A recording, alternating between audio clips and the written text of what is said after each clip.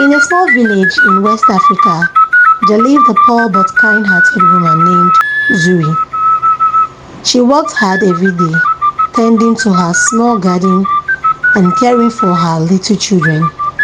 Despite her efforts, they often went to bed hungry.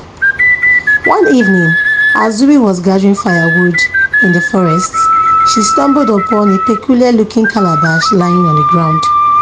It was intricately carved with beautiful patterns and seemed to glow faintly in the fading lights. Curious, she picked it up and decided to take it home. That night, as Zuri and her children were about to eat their major meal, the calabash suddenly spoke. Zuri, I am a magic calabash. I can provide you with all the food you need.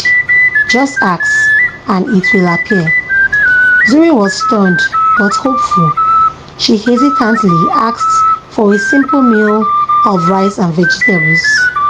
To her amazement, the calabash filled with steaming hot food, enough for her family to eat to their fill. From that day on, Zuri and her children never went hungry.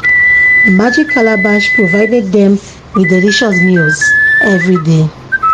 Words of the magic calabash spread through the village. Zuri, being generous and kind, shared her good fortune with her neighbors. Whenever someone was in need, she would ask the calabash for food and give it to them. The village prospered and everyone was happy.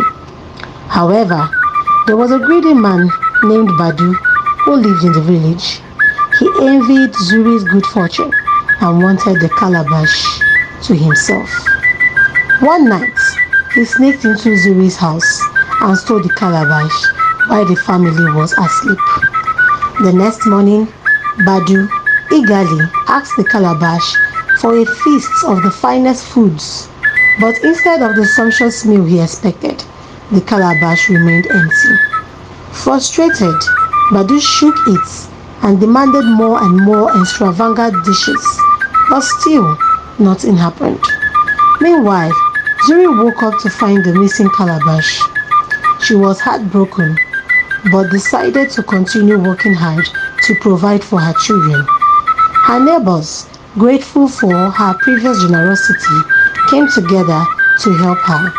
They shared their food and supported her in every way they could. One day, as Badu continued to demand from the calabash, it finally spoke. You, Badu, are greedy and selfish.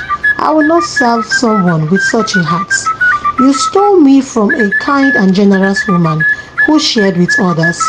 Return me to her and you may be forgiven. Badu, however, was stubborn and refused to return the calabash. I will not give you back. You will serve me or I will destroy you, he threatened. The calabash, angered by Badu's greed and defiance, decided to punish him. Suddenly, it started to shake and grew hot. Smoke began to pour out of it, filling Badu's house. He tried to throw it away, but it stuck to his hands. The smoke grew thicker, and Badu found himself unable to breathe. Release me and return me to Zuri, or you will face the consequences, the calabash warned.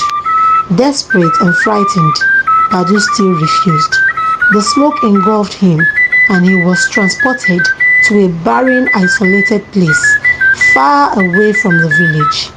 There, he found himself unable to find food or water, and he realized the full extent of his folly. Back in the village, the calabash reappeared in Zuri's home, much to her and her children's relief.